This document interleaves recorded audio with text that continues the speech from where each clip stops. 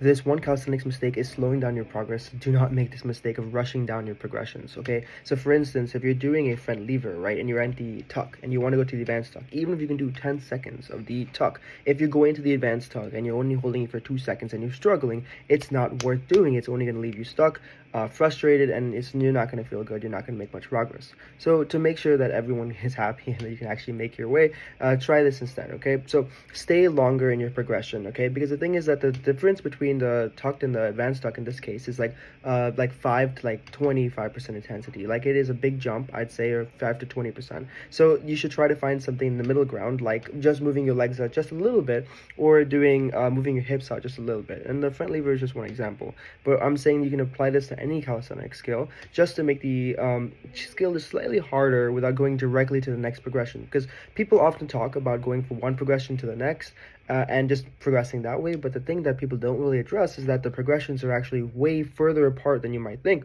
and that each progression is not equally spaced from the next, and that one progression might be way harder than the other, but then the next one's super easy. And you have to kind of gauge that in your mind and figure out how difficult it is. And if it is definitely much harder, like going from tuck to advanced, or going from tucked planche to straddle planche, or straddle to straight, then you have to kind of find a middle ground, or spend longer in the current progression that you have a mastery of and get really good at it and get really good at the endurance of it, and do more strength training.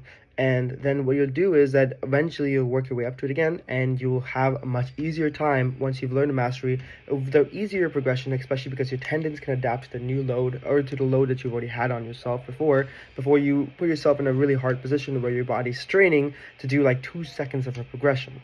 I hope that helps, and yeah, follow for more.